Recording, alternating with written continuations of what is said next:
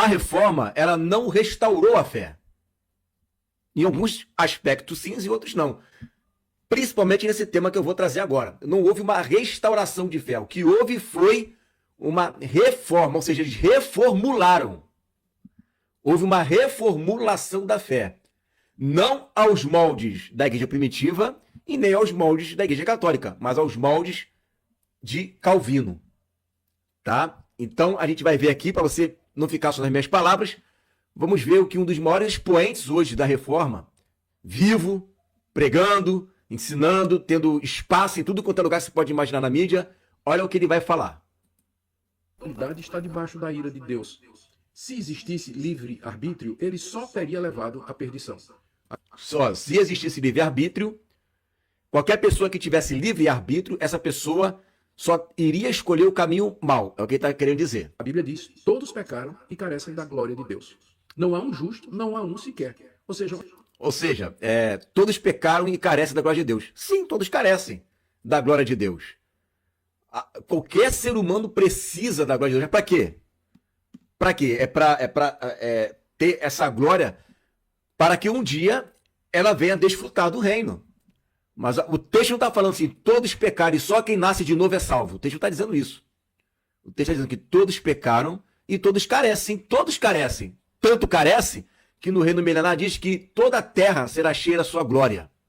E no reino milenar, você já aprendeu aqui no nosso curso, e tantos seminários que nós fizemos, vai ter a igreja e terão pessoas que não fazem parte da igreja. Ok? Aí ele usou o texto, não há um justo sequer. Pô, não há um justo sequer em comparação a Deus. Em comparação a Deus, homens que não pecam, não existe. Agora, homens que praticam a justiça, existe. Quer ver? Eu vou te citar um aqui para você. Noé. A Bíblia diz que Noé era um homem justo. Mas não existe nenhum justo sequer. Como é que a Bíblia chama de Noé um homem justo? Não é verdade? Então, não adianta pegar texto isolado. Tá? Porque a Bíblia o tempo inteiro chama homens de justos. Tá? Aí pegar um texto isolado e jogar fora tantos outros textos, isso não é honestidade intelectual. Onde está o livre-arbítrio? Se houvesse, na verdade, livre-arbítrio, haveria alguém que usaria esse livre-arbítrio para só fazer o bem. E seria, portanto, exceção a essa regra. Então, vamos lá. Se a pessoa tivesse livre-arbítrio e ela saberia escolher o bem. Então, significa que todas as pessoas, por exemplo, que não são cristãs, estou falando de alguém não cristã, todos os homens adulteram, traem a esposa. Todos os homens não cristãos ou mulheres não cristãs roubam, assaltam, assassinam. Porque eles não conseguem escolher o bem. Se eles não conseguem escolher o bem, então eu só vou escolher o mal. E isso é algo mal. É mal. Quando um marido é fiel à esposa, mesmo os dois não sendo crentes, ele não está escolhendo o bem? Está escolhendo o bem. Quando você vê um homem salvando a vida de um outro homem, isso não é fazer o bem? Mesmo não tendo Cristo ou não tendo o Espírito Santo no coração? Quando alguém vê uma injustiça ou alguém passando fome e ele vai lá e age com justiça, porque você dá comida a quem está com fome, e agir com justiça, isto não é fazer o bem? Então essa palavra, não existe um homem no mundo sequer que não consegue fazer o bem, porque senão a Bíblia estava errada. Não é que a Bíblia está errada, ele tá trazendo conceitos errados. Porque a Bíblia fala que toda a humanidade será julgada, cada um segundo as suas obras. A minha Bíblia ensina, em Hebreus capítulo 5, versículo 9, que ele, Jesus, se tornou o autor da nossa salvação para todos aqueles que lhe obedecem. Então, obedecer é eu escolher se faço aquilo ou não. Se eu quiser fazer aquilo, eu serei salvo. Está lá em Mateus 24. E todo aquele que perseverar até o fim, esse será salvo. Esse será. Então, tanto filho de Deus quanto não filho de Deus, ambos possuem o poder de escolha, senão o mundo já entraria numa hecatombe total. Ele se autodestruiria. Por quê? Porque ele não sabe fazer o bem. Né? Já que ele não sabe fazer o bem, só sabe fazer o mal, logo, não haveria verdade, só haveria mentira. Não haveria fidelidade, só todo mundo seria infiel. Ou seja, antes de uma pessoa não ser cristã, o mundo iria matar um ao outro. Por quê? Porque ninguém sabe fazer o bem, é só fazer o mal. O mundo iria se autodestruir. Então vamos lá. De que todos pecaram e carecem da glória de Deus. O livre-arbítrio, ele não tem poder para manter você sempre fazendo o bem. Opa, o livre-arbítrio não tem poder para deixar você sempre fazer o bem. Então ele tem poder de vez em quando. De vez em quando ele tem poder. É isso? Ele não tem o poder para fazer com que você sempre faça o bem.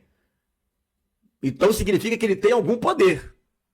Porque se você nem sempre faz o bem, mas faz o bem de vez em quando, é porque de vez em quando você, com o seu livre-arbítrio, escolhe fazer o bem. É isso que ele quis dizer? Ele tentou se corrigir ali pelas entrelinhas? Será que é isso? Porque ele é fraco, ele está corrompido pelo pecado, o arbítrio humano. E a culpa universal da humanidade é a prova disso. Também o domínio universal do pecado. Só que ele fala aqui domínio universal do pecado, mas até hoje eu, como cristão, também cometo pecado. Nesse que está lá em 1 João, João fala assim, aquele que diz que não tem pecado é mentiroso, dele não está a verdade. Então todos nós cometemos pecado. Tanto o Filho de Deus, né, quanto os que não são filhos de Deus. Então essa desculpa de que todo é um pecado universal e por isso não tem livre-arbítrio é mentira. O pecado é universal até para nós, que somos filhos de Deus. A diferença é que nós temos o Espírito Santo e nos santificamos. E nos livramos, né? Cada vez mais do pecado e nos parecemos cada vez mais com Deus. O mundo não tem o Espírito Santo, mas isso não significa que eles não sabem escolher o bem. Eles sabem escolher o bem, sim. Porque se eles não sabem escolher o bem, aí é de se perguntar, né? O que freia eles, então, a não se autodestruírem? O que freia eles? Por que o mundo não acabou? É porque Deus intervém? Intervém como? Se ele não tem o Espírito Santo. Não é verdade? Então vamos lá. Mas só que ele nem entra nessa questão, porque não tem ninguém questionando ele, né? O homem está cativo espiritualmente, está morto, está alienado de Deus. É isso que a Bíblia ensina. O homem é escravo do pecado, ele é escravo da carne, dos pensamentos. E se houvesse livre-arbítrio, por que não há pessoa? Por que então as pessoas não poderiam dizer assim, eu decido hoje que eu não vou pecar? Bom, a pessoa pode decidir fazer isso sim. O que é isso, Nicodemos? Você, quando era do mundo, você não tinha o poder de decisão de dar um soco na cara de alguém ou não? De matar alguém ou não? Ou você mataria porque você não tem poder de escolha? Parece que quem está alienado, com todo respeito, é ele. O que ele está vendo no mundo? Que todo mundo é traficante, que todo mundo abusa de menor, que todo mundo é estuprador, que todo mundo faz isso e aquilo?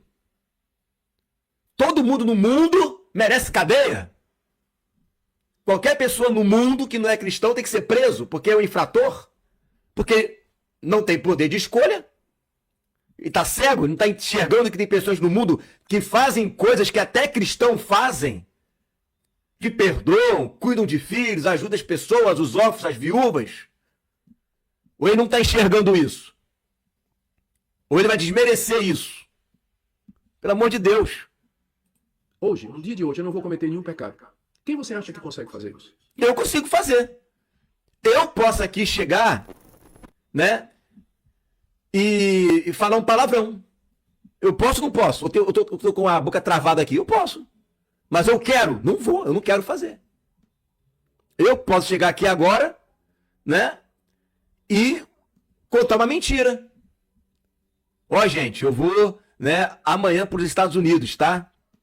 Eu posso fazer isso? Posso, mas eu vou falar não, porque eu não quero. Então, eu sou exemplo, Nicodemos. Já que você não consegue parar de pecar, você não deve ser um pecador quanto mais, eu consigo. Tá? Você deve ser um pecador quanto mais. Então, eu consigo dizer isso. Eu consigo. Né? Hoje eu não vou pecar. Isso não significa que eu não cometo pecado. Mas a minha Bíblia fala que se você tiver algo contra alguém, nem ofertar você pode ofertar. Então, você deve parar de pedir na sua igreja dízimo e oferta, porque todo mundo não consegue parar de pecar. Ou seja, tem sempre alguém ofendido com outro alguém. Tá? Você vai ter coragem de fazer isso? Não, né? Não, né? Ninguém. Porque ninguém tem esse poder. Ninguém tem essa capacidade. O arbítrio está manchado pelo pecado. Tá vendo aí? O arbítrio está manchado pelo pecado. Então, se o arbítrio está manchado pelo pecado e ninguém consegue fazer isso, então já era. Game over para todo mundo. Game over. Né? A gente não vai conseguir nunca ser semelhante a Jesus. Só na glorificação. Só na glorificação. Acabou. Mas agora, será que os primeiros cristãos pensavam assim? Ou só a historinha deles é a mesma do pré-tribulacionismo, né? Um iluminado 1500 anos depois acordou e descobriu que todo mundo que é antes dele cria errado. Hã? Então vamos ver? Olha aí, ó. O livre-arbítrio. Moisés disse isso, ele colocou diante de Israel a vida ou a morte, e ordenou que escolhesse a vida, ou seja, tinha um livre-arbítrio. Claro, escolhe hoje. Escolhe hoje. Não é isso? Se é para escolher hoje, significa que a pessoa tem um poder de escolha. Ah, mas você não vê a palavra livre-arbítrio na Bíblia. E daí? E daí? Você não vê livre-arbítrio, mas você vê voluntário. Você vê escolhe, que é a mesma coisa. Vão tentar filosofar, mas a ideia não é filosofar sobre a palavra. A ideia é que o homem tem o poder de escolha. É essa a ideia. Vamos lá, Policarpo. Se o aguardarmos neste mundo, ele nos dará em troca o tempo futuro, pois ele nos prometeu ressuscitar-nos dentre os mortos. E se a nossa conduta for digna dele, também reinaremos com ele se tivermos fé. Se a nossa conduta for digna dele. Ou seja, se minha conduta for justa. Se o Senhor ver em mim dignidade. Se o Senhor ver em mim justiça.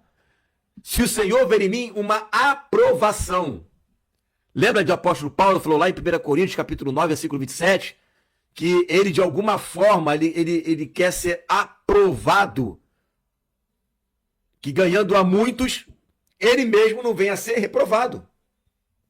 Ganhando a muitos. Eu pregando e ganhando a muitos, eu mesmo não venha a ser reprovado. 1 Coríntios 9, 27. Ou seja, não adianta eu pregar, ganhar, falar de Cristo e eu ser reprovado. Quem é reprovado? Quem passa pela prova, lógico. O ímpio passa pela prova? Não. Quem é que passa pela prova? Um filho de Deus. Um filho de Deus é constantemente posto à prova para ver se ele será aprovado ou reprovado. Tá? Barnabé. Eis, portanto, o que ele nos diz. O sacrifício para Deus é um coração contrito. O perfume de suave odor para o Senhor é o coração que glorifica o seu Criador. Irmãos, devemos, portanto, cuidar da nossa salvação. Cuidar de nossa salvação, para que o maligno não introduza em nós o erro e nos atire como pedra de funda para longe da nossa vida. Existe aqui uma vez salvo, salvo para sempre? Não. Não existe. O que existe aqui é uma pessoa que está preocupada para que ela mesma cuide da sua vida espiritual. Porque se eu não cuidar da minha salvação, o inimigo vai entrar e vai atirar com uma pedra de funda. Pedra de funda, né? Igual matou o Golias lá, né? Atirou a cabeça de Golias. Uf! E atirada longe. Eu vou pegar a minha salvação e vou tirar para longe. É isso que ele está dizendo. Não tem nada aqui de uma vez salvo, salvo para sempre. Muito pelo contrário. Quem cuida do meu estilo de vida para ver se eu serei aprovado ou não, ou digno ou não, sou eu mesmo. Nem o diabo tem o poder de fazer isso. Ele só tem poder se eu der brecha para que ele faça isso. Entendeu? Então, Policarpo, Barnabé, vamos avançar. Bardessano e Gedessa. Vamos ler aqui. Qual é, portanto, a natureza do homem? Pois eis que todos os homens diferem uns dos outros em sua conduta e em seus objetivos. E somente aqueles que são de uma mente e de um propósito se assemelham uns aos outros. Mas aqueles homens que até o momento presente foram seduzidos por seus apetites e governados por sua raiva, estão resolvidos a atribuir qualquer erro que cometem ao seu Criador. Opa! Eu já vi alguém ensinar isso, hein? Que Deus fez um homem de um jeito, fez outro do outro. No texto de Romanos, né? Deus fez os vasos da ira e os vasos de honra, né? Como se Deus chegasse e falasse assim, olha, cara, eu vou te fazer pecador. Eu vou te fazer desse jeito. E você não. Eu vou te fazer santo. Eu vou te fazer salvo. Bardessanes está criticando esse tipo de pensamento que era um pensamento gnóstico.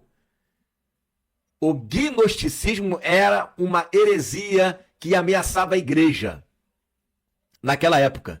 E todas as escolas, você vai ver aqui homens da África, da Síria, de Antioquia, de Alexandria, toda a igreja se uniu para combater esse pensamento que esse cidadão, o Nicodemos, ele apoia. Tá?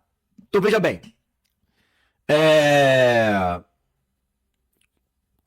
Comete ao seu Criador, para que eles próprios possam ser considerados irrepreensíveis, e para que aquele que os criou possa, na conversa fiada dos homens, suportar a culpa. Eles não consideram que a natureza não é passível de nenhuma lei. Ou seja, a natureza do homem, ela tem leis que podem ser obedecidas ou não. Pois o homem não é considerado culpado por ser alto ou baixo em sua estatura, ou branco ou negro, ou porque seus olhos são grandes ou pequenos, ou por qualquer defeito corporal que seja, mas ele é considerado culpado se ele rouba, ou mente, ou pratica engano, ou envenena outro, ou é abusivo, ou faz qualquer outra coisa semelhante. Ele está dizendo, olha, tem gente que está culpando o Criador pelas suas ações. Tem gente que está tendo a cara de pau de dizer, como ele diz, nessa sua conversa fiada, que ele só comete pecado porque Deus o criou assim. E ele está falando, não tem a ver com você ter sido criado assim. Tem a ver com a lei que você tem no seu corpo e você não obedece. Que lei é essa? Que Paulo chama de lei da consciência. Que acusa o homem de certo e errado. Do que ela está fazendo é certo e errado. Entendeu? Ele vai continuar. Ó.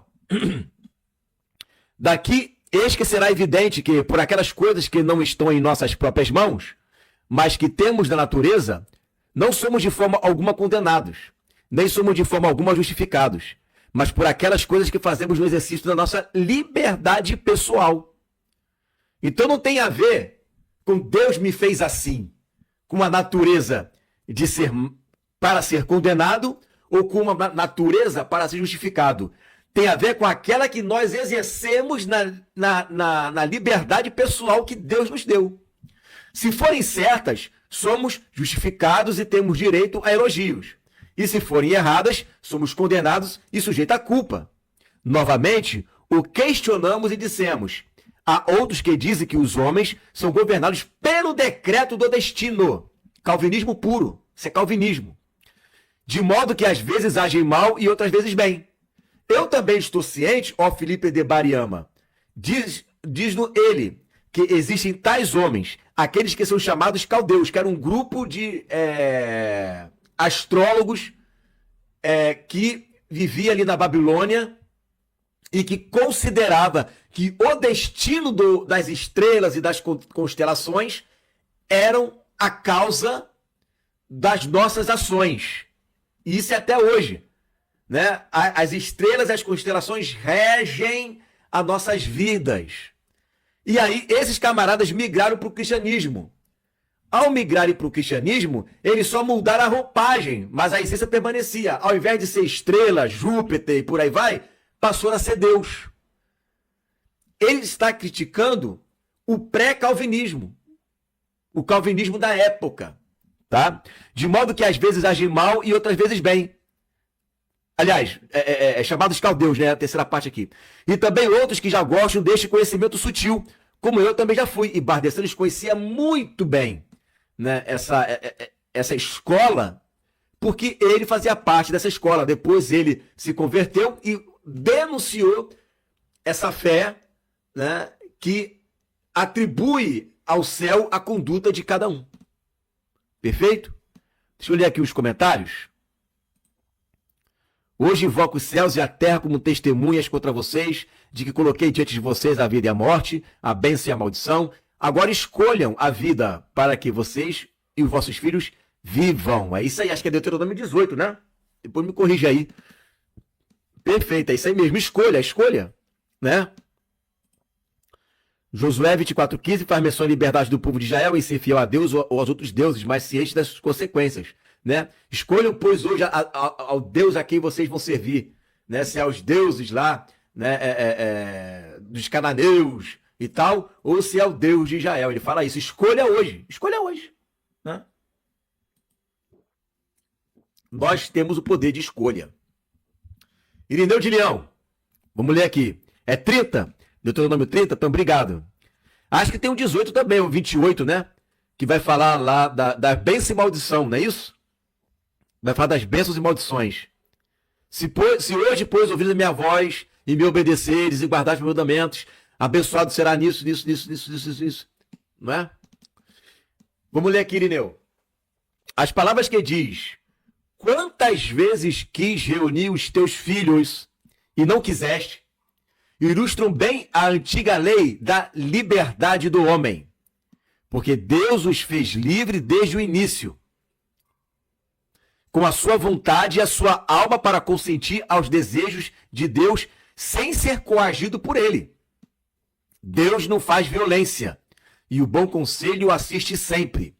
E por isso dá o bom conselho a todos, mas também dá ao homem o poder de escolha, como o dera aos anjos, que são seres racionais, para que os que obedecem recebam justamente o bem, dado por Deus e guardado para eles, enquanto os desobedientes serão justamente frustrados neste bem e sofrerão o castigo merecido, pois Deus, na sua bondade, lhes dará o bem, mas eles não o guardaram. Lhes dera o bem, perdão, né? O bem da escolha, mas eles não guardaram com diligência e não julgaram precioso e até desprezam a excelência da sua bondade. Então ele está citando aqui um texto de Mateus capítulo 25, que Jesus está lá olhando para Jerusalém e ele começa a chorar, que ele fala: quantas vezes eu quis reunir vocês como uma galinha que reúne debaixo das suas asas os seus pintinhos. Ele está dizendo, isso demonstra que ele estava querendo, era do querer de Deus, juntar, né, o Israel para cuidar, mas o povo não quis. Mas Deus quis e o povo não quis. Aí eu tive o desprazer de um dia debater com um calvinista, e eu mostrei esse texto para ele, e ele falou: não, aqui Irineu está tentando. Irineu está tentando. Ele está explicando um texto muito claro. Seria a mesma coisa que eu falasse assim, ó. Eu, né, bebi essa água. Aí eu escrevo, né? O Igor bebeu a água. Não, o cara tá tentando, né, beber água, tentando provar que ele bebeu água. Não, ele não tá tentando provar que bebeu água, né? Ele realmente bebeu água. E aí o GG falou assim, ó: não quis porque o ser humano é depravado. Não quis porque o ser humano escolheu. Escolheu. Porque Deus enviou profetas ali. Ele escolheu. E eu vou te dar um texto que vai provar isso daí que eu estou te falando. Esse é um discurso reformista, tá? Da reforma. Não existe nem essa palavra na Bíblia, depravado, né? A depravação total, não é? Deixa eu pegar aqui um texto muito interessante, que eu acho que você não deve conhecer. Mas vai ser legal a gente ler esse texto aqui, não é? É muito legal esse texto.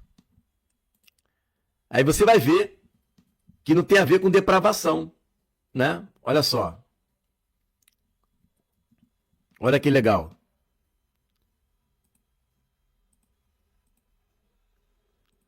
Esse texto é muito legal. Olha aqui, ó. Apesar de tudo, João 12, 42, ó. apesar de tudo, até muitos dos principais creram nele, ó. Creram. Tiveram seus olhos iluminados, creram em Jesus. Mas não confessavam por causa dos fariseus, para não serem expulsos da sinagoga, porque amavam mais a glória dos homens do que a glória de Deus. Aí, ó. Creram em Jesus, mas eles escolheram não confessar. É desse povo que Jesus está falando, desses fariseus aí. Eles foram iluminados, os seus olhos enxergaram. A Bíblia diz bem claramente, eles creram em Jesus. Creram. Mas não é que eles não amavam a Deus. O texto diz que eles amavam mais a glória dos homens do que a glória de Deus. Então, eles tinham mais apreço pelas coisas dos homens.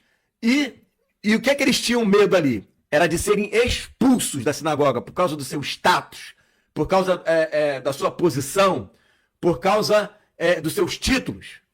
Fariseus hipócritas. Mas eles creram em Jesus. Eles creram. Então, se eles creram, eles foram iluminados. E se foram iluminados, eles tinham o poder de escolha. Eles não estavam cegos, totalmente cegos. Depravado total. Não. Eles creram em Jesus. Quem quer crer? Não é isso que Jesus falou? Quem crer em mim, né, fluirão rios de água viva. Aquele que crê e for batizado será salvo. Né? Eles creram. Está lá escrito, eles creram. Porém, eles não quiseram seguir a Jesus, porque estavam com medo de serem expulsos da sinagoga. Perfeito? Esse texto é muito lindo, porque aí acaba com essa ideia, né? O pensamento ou interpretação de que o Senhor vai castigar quem não escolheu bem é equivocado, né? Não, depende. Depende. Não escolheu bem, que bem? Por exemplo, Judas não escolheu bem, ele foi condenado. Que bem, né? Qual é o bem? Se esse bem é algo que vai... por exemplo, blasfêmia contra o Espírito Santo. Escolheu blasfemar, não escolheu bem, é um pecado para a morte. Então depende de que bem é esse, né? Tipo de perder os seus cargos de posição, não confessaram que foram iluminados por Jesus. Perfeito, é isso aí. Eles não quiseram confessar, ficaram com medo de confessar. Eles creram em Jesus. Houve uma testificação no Espírito que ele era o Messias, mas eles não confessaram Jesus. Para mim esse texto está claro, está aqui, Irineu. Está muito claro, muito claro, muito claro, muito claro. Vamos lá. Justino Marte. Do que dissemos anteriormente, ninguém deve tirar a conclusão de que afirmamos de tudo que acontece por necessidade do destino. Pelo fato de que dizemos que os acontecimentos foram conhecidos de antemão. O que está querendo dizer aqui? Até aqui, né? Que o fato de Deus revelar alguma coisa acerca de alguém não significa que Deus predestinou essa pessoa a tal coisa, mas que Deus está avisando de antemão aquilo que ele já tinha conhecido. Ou seja, aquilo que Deus viu, o que aquele personagem iria fazer com o seu livre-arbítrio. Então não é que Deus foi lá e escreveu: Judas, você vai me trair porque eu quero que você me traia. Senão Deus estaria escrevendo que ele queria, né, ser traído. Ou que Deus estava sendo parceiro do pecado. Não é isso. Deus está apenas revelando por meio dos profetas aquilo que Deus viu de antemão, o que Judas, com seu livre-arbítrio, iria fazer. É isso que Justino Marte está ensinando. Por isso, resolveremos também essa dificuldade. Nós aprendemos dos profetas e afirmamos que esta é a verdade. Os castigos e tormentos, assim como as boas recompensas, são dadas a cada um conforme as suas obras. Isso está lá em Isaías, né? E vários profetas. Se não fosse assim, mas tudo acontecesse por destino, gente, isso aqui é primeiro século, segundo século, tá? fé da igreja primitiva, dizendo que não é o destino que outorga o comportamento de um de outro. Tá bom? Cadê aqui? Deixa eu ler aqui, ó. Vamos lá. Mas tudo acontece por destino, não haveria absolutamente livre-arbítrio. Com efeito, se já está determinado que um seja bom e outro mal, nem aquele merece elogio, nem este vitupério. Se o gênero humano não tem poder de fugir, por livre determinação, do que é vergonhoso e escolher o belo, ele não é responsável de nenhuma ação que faça. O que está querendo dizer aqui? Se a pessoa foi o destino que tornou ela a fazer aquele ato, então ela não é culpada daquele ato, porque não foi ela que escolheu, mas foi o destino que escolheu por ela. Nesse caso, o destino é Deus, porque é Deus que faz o vaso de honra e desonra. Entende? Então, a pessoa que tá fazendo coisas boas, ela não merece elogio, igual Jesus falou, servo bom e fiel. Fiel é uma vírgula. Ele está fazendo aquilo porque está sendo coagido a fazer aquilo. Né? E servo mal e negligente, uma vírgula. Ele está sendo mal e negligente porque está sendo coagido a fazer aquilo, porque afinal de contas, foi o destino prévio que determinou o que ele iria fazer. É isso que ele está criticando aqui. Então, um homem não é culpado de nada e nem merece ser elogiado por nada, porque no que depender dele, ele não tem poder de ação. Ele só está aqui parado esperando Deus dizer para ele o que tem que fazer. Né? Então vamos lá. Mas que o homem é virtuoso e peca por livre escolha, podemos demonstrar pelo seguinte argumento. Vemos que o mesmo sujeito passa de um contrário a outro. Ora, se estivesse determinado ser mal ou bom, não seria capaz de coisas contrárias, e nem mudaria com tanta frequência. Na realidade, nem se poderia dizer que uns são bons e outros maus, desde o momento que afirmamos que o destino é a causa de bons e maus. Está claro, a pessoa não está culpada de nada, ela está isenta. Porque se todos os homens já nascem condenados por culpa de quem? Dela mesma? Então ela está sendo condenada não porque ela fez, mas porque alguém fez algo por ela. Ela só está recebendo castigo por conta de coisas que alguém no passado fez por ela. E você imagina quem é que fez esse castigo? Foi Adão. Adão, que é o autor do pecado, está salvo, e os que vieram depois dele não estão. Por quê? Porque Deus simplesmente não quis salvá-los. Engraçadinho, né? Muito engraçadinho isso daí. Ou que se deveria tomar como verdade o que já anteriormente insinuamos, isto é, que virtude e maldade são puras palavras e que só por opinião se tem algo como bom ou mal. Né? É tudo filosofia. Bondade, maldade, justo, fidelidade, isso é filosofia. Isso deixa de ser uma verdade e passa a ser palavras filosóficas.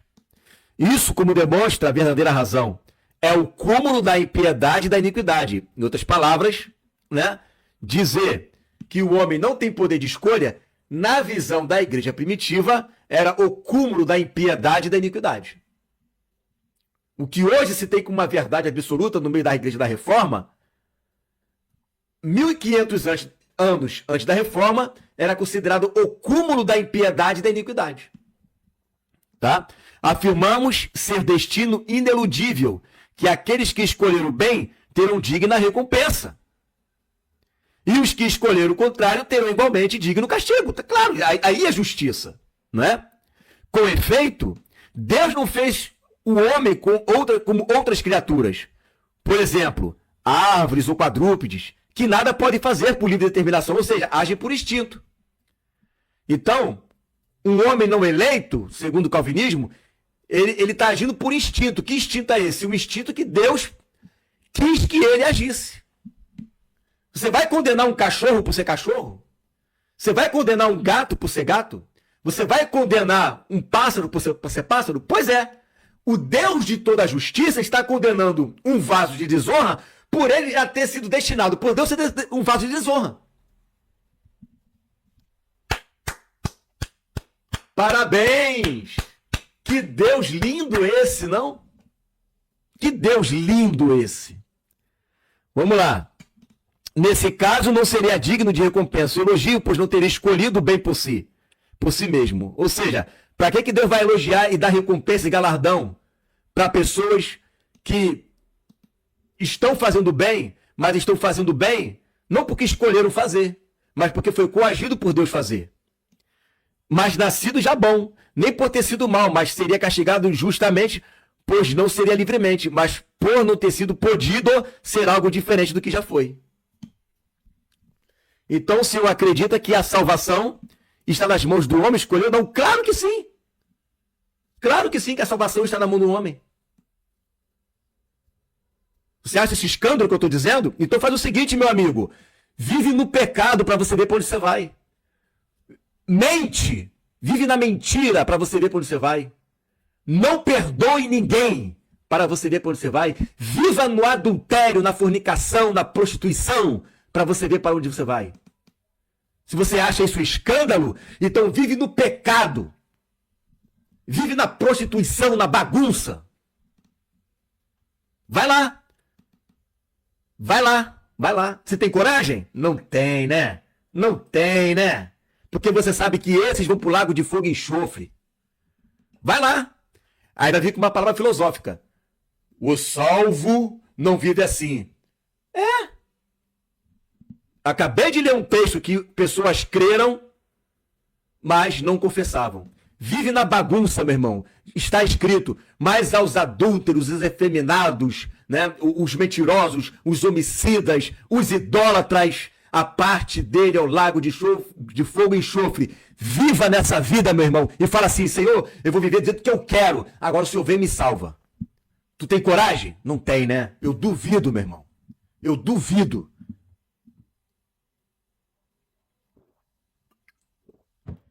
Eu duvido. Eu duvido. Teoria, filosofia é mole, meu irmão. É mole. Vive isso que você está falando, então. Vive isso. Viva isso que você está falando. No caso de Adão e Eva, implica esse castigo de Gênesis 3. O castigo do quê? De Gênesis 3. Porque eles foram expulsos, né? Eles foram expulsos do Jardim do Éden justamente porque eles pecaram. Não é isso?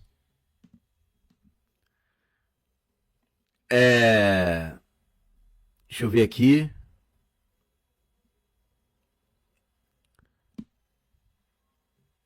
Sim, sim, exatamente. Eles foram banidos porque eles escolheram não obedecer. Você tá vendo como é que se desmonta o discurso rapidinho? Olha a filosofia.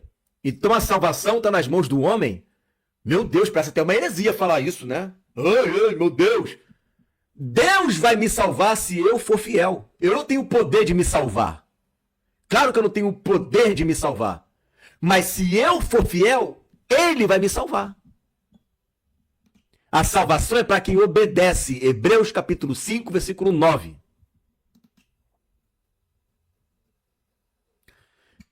Aí ele falou assim, ó, mas quem disse que eu vivo essa vida? Eu só fiz uma pergunta simples e eu estou respondendo de uma maneira simples. Porque você está aqui ao vivo. Eu nem sei assim no que você crê, entendeu? Mas esse vídeo vai cair nas mãos de muitos calvinistas. Então eu estou respondendo de uma maneira mais firme, entendeu? Eu nem sei como você crê, eu sei que você só está respondendo. Tá? Mas eu sei que amanhã esse vídeo vai cair nas mãos de um calvinista, porque esse vídeo vai ficar gravado. E aí, vai chegar aqui pessoas comentando isso, né? Porque o homem não tem o poder de salvar. Claro que o homem, por si só, não pode chegar, fique glorificado, bum! Ele não tem como fazer isso. Contudo, a glorificação será mediante a minha fidelidade. Sobre pouco foste fiel, sobre muito te colocarei. Entra para o gozo do meu Pai. O que significa a palavra fidelidade? Fidelidade é alguém que tem o poder de escolha. Eu fui provado e eu escolhi ser fiel. É claro. Está claro. Isso está mais do que claro. Eu fui provado e escolhi ser fiel. Simples assim. Então,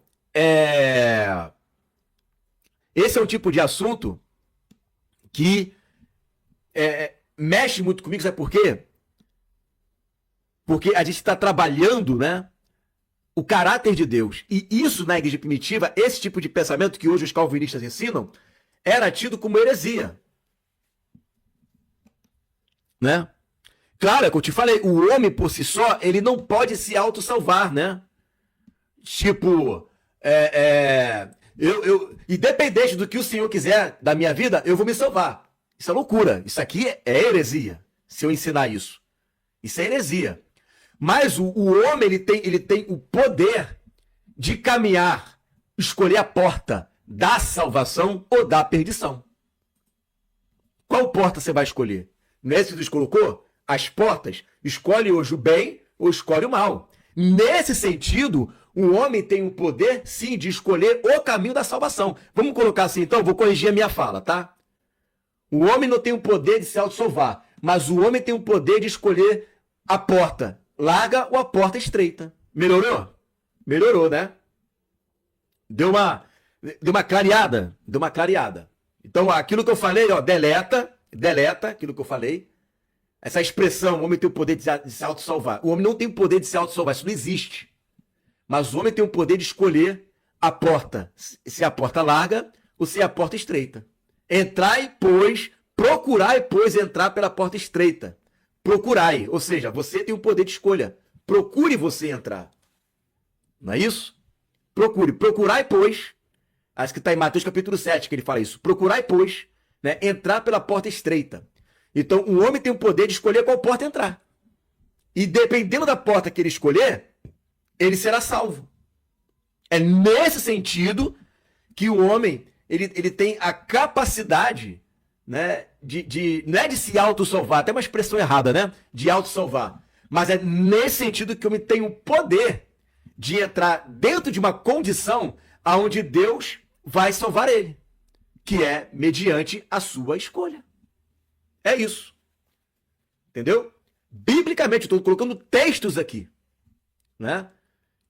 Procurar, pois, entrar pela porta estreita. Então tem duas portas. Eu tenho que procurar entrar pela porta estreita. Sou eu que procuro. Sou eu que esquadrinho. Sou eu que investigo. Sou eu que observo. Sou eu que decido. Decida, né? Em qual porta você vai querer entrar. Se é a porta estreita, você vai encontrar a salvação. E quem é que salva? É Deus. Se você escolher a porta larga, você vai escolher a perdição. E é Deus também que vai te lançar a perdição. Tá? Melhorou assim? Ficou melhor assim? Né? Perfeito, é isso aí. Né? Perfeito. Aí, eu acho até melhor falar desse jeito, porque aí vai ter gente que vai, né, achar que o homem é o seu próprio Deus, né? Que ele consegue se salvar. Isso não existe nenhuma possibilidade disso. Tipo, Deus querer condenar e a pessoa, não, você não vai me condenar, eu vou ser salvo mesmo assim. Isso seria uma heresia das braba, né?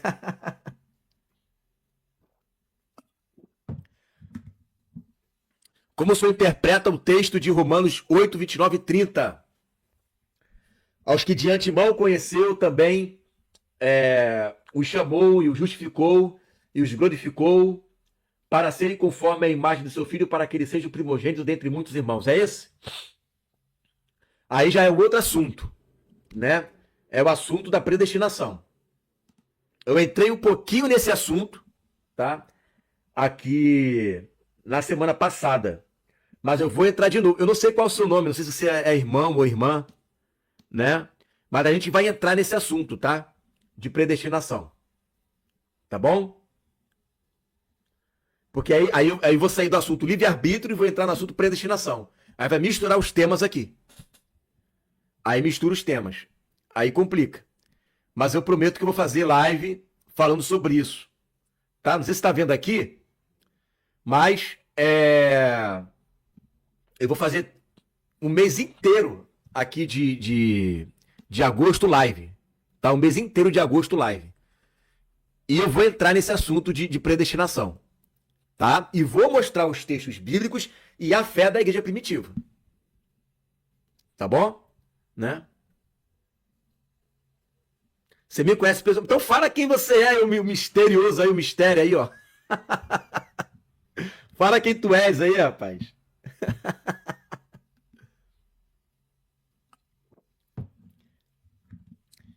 Vambora, diga-me quem tu és. Sai da caixa de Pandora aí.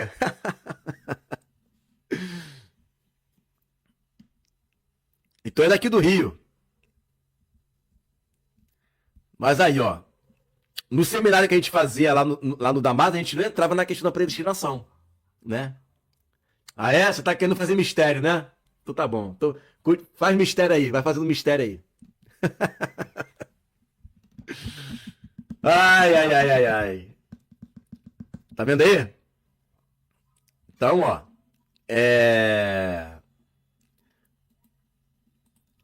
Caramba, tem muita coisa pra falar aqui ainda. Não sei se vou conseguir terminar nessa live aqui, não, hein? Vou ter que fazer a parte 2. Tem muitos textos ainda pra ler. Muitos textos. São 20 slides, gente. E eu só usei até agora. Eu só usei até agora 8. Não vai dar tempo de terminar tudo nessa live aqui, não. Né? Deixa eu ver se eu consigo ler mais um aqui. Vamos ler aqui Tassilo da Síria. Ó, discurso contra os gregos. Entretanto, o verbo, antes de criar os homens, foi artífice dos anjos. E algumas criaturas foram feitas livres, sem ter em si a natureza do bem, que não existe senão em Deus, mas que se realiza através dos homens, graças à liberdade de escolha. Desse modo, o mal é castigado justamente, pois se tornou mal por sua própria culpa. O justo é merecidamente louvado por suas obras, pois não transgrediu a vontade de Deus, embora, por seu livre-arbítrio, pudesse fazer isso. Essa é a nossa doutrina sobre os anjos e os homens. Mais um aqui que a gente está vendo, né, que crê, né, no livre-arbítrio, está dizendo que o homem justo, né, ele vai ser louvado pela sua justiça, e o homem mau será condenado pela sua injustiça, e isso quem faz é o livre-arbítrio do homem. Desculpa por atrapalhar a live, peguei ela pela metade. Eu só quero saber quem você é, só isso.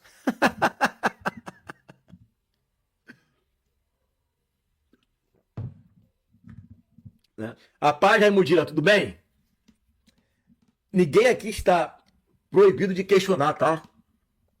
Só que quando eu for falar um assunto, eu tenho que falar de uma maneira que seja com audácia, né? Como Paulo falou, Paulo diz assim, né? Que a gente prega com intrepidez. Intrepidez, né? Então, quando a gente ensina o reino, quando a gente tem aquela fé de que isso é verdade, né? E eu tenho essa fé de que isso é verdade, eu ensino com toda a ousadia, irmão. Sem ofender a pessoa, claro, né? Sem desrespeitar a pessoa. Mas a gente ensina com toda a ousadia. E a gente sabe que essa live, ela não vai ficar restrita a vocês aqui que estão nos assistindo. Daqui a pouco vai entrar gente aqui, vai ver, vai ouvir, não é? E essa forma de falar, ela precisa ser enfática, porque se a gente falar pisando em ovos, com medo, não vai surtir o mesmo efeito.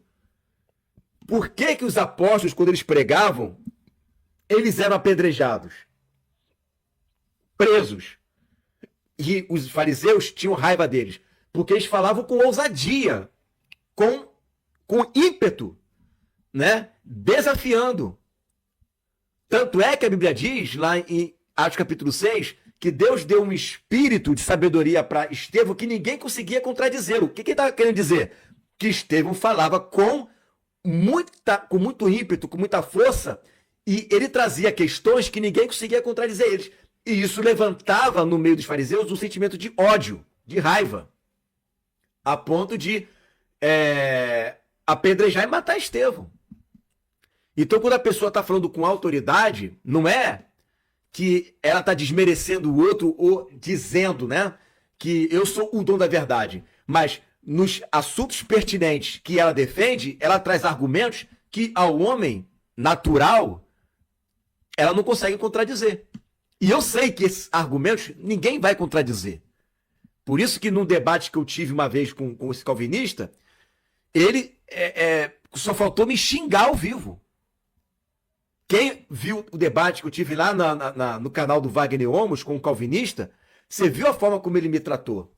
Eu nem tive coragem de colocar esse debate aqui no meu canal, nem tive coragem da forma como ele me tratou ali. A única coisa que eu podia fazer e que eu fiz foi ficar rindo. Me chamou de cínico, de uma série de coisas. Eu fiquei rindo. Sabe que eu fiquei rindo? Porque ele não tinha argumento. O que ele tinha ali era ofensas. E a gente não entra no campo da ofensa, mas eu entro no campo do desafio. E quando eu desafio com toda a ousadia mesmo. Com força, com vigor, né? A gente tem que aprender a ser assim, desse jeito, não é? Então, se eu tivesse na frente de Augusto Nicodemos, no debate, eu iria falar exatamente dessa forma com ele. Eu desafio o Senhor, né? A me provar, né? Que você conhece pessoas que não são cristãs e todas elas adulteram. Entendeu? Né? Então, é complicado fazer esse tipo de afirmação. Sendo que está escancarado ao mundo que tem pessoas que não são cristãos e escolhem o bem. Né? Eu interpreto o livre-arbítrio do jeito que Paulo diz em Romanos 8:5-8. Pois a carne tem inclinação para o que é mal e só fazemos o bem mediante o Espírito do Pai. Sim, mas existe também um outro texto do apóstolo Paulo, lá em Romanos capítulo 2, que ele vai dizer que existe a lei da consciência. Não tem só esse texto aí. Tem esse texto e tem o de Romanos capítulo 2. Uma coisa ele vai tratar sobre a santificação, que esse texto vai dizer que lá o contexto dele já começa no capítulo 7. O bem que eu quero fazer eu não faço, e o mal que eu não quero fazer isso faço. Maldito homem que sou, quem me livrará, pois, do corpo dessa morte? Né? Aí ele vai falar que o Espírito de vida me livrou, né, da lei do pecado e da morte. E vai falar isso no verso 2 de Romanos capítulo 1. Ele vai falar isso no verso 1 de Romanos capítulo 1, né? Que é o contexto imediato de Romanos capítulo 7. Romanos capítulo 7, ele está se colocando ali como fariseu. Isso aí, é esse texto mesmo. Está se colocando como fariseu. E ele está dizendo que como fariseu, ele não consegue obedecer perfeitamente à lei de Moisés. E aí ele fala, existe uma lei dentro de mim que me impede de fazer isso. Maldito homem que sou. Existe a lei do pecado e da morte que me rege. Aí no capítulo 8 ele vai falar assim, mas graças a Deus, né, que a lei do Espírito de vida me livrou dessa lei. E agora nenhuma condenação há para aqueles, né, que andam em espírito e não faz as vontades da carne. Aí entram os versículos que você citou. É um texto que se refere a filhos de Deus, nascidos de novo, e de um fariseu que tem a lei debaixo, né, da sua vivência ali. Só que em Romanos capítulo 2 ele vai tratar dos gentios. Ele não vai tratar nem de fariseu e nem de filho de Deus. Ele vai tratar de gentios que não teve contato nenhum com a lei de Moisés. Aí ele está dizendo que esses que nunca tiveram contato com a lei de Moisés serão julgados pela sua lei da consciência, que obedecem à lei mesmo não tendo a lei. Que é esse freio, né, que essas pessoas têm de obedecerem a lei mesmo não tendo leis. Por isso que ele fala que os gentios, quem são os gentios? Não é o caso dele, de fariseu, e não é o caso de um filho de Deus que recebeu o Espírito. É o caso de pessoas que não têm contato com a lei, nunca ouviram falar de Jesus, mas que tem uma outra lei que os rege, que é a lei da consciência, dada por Deus. Ou seja, ninguém escapa, né, de Deus, porque todo ser humano tem uma fagulha divina, seja pela lei de Moisés, seja pelo Espírito de vida, ou seja pela lei da consciência. Beleza? Gente, eu vou ter que finalizar aqui. Amanhã, às 7h30, a gente continua a parte 2, então eu vou renomear aqui o vídeo, vou colocar a parte 1. E amanhã eu volto com esse assunto, né, com a parte 2. Tá bom? Tem muitos textos para serem lidos ainda. E aí a gente vai dar continuidade, porque é um assunto rico.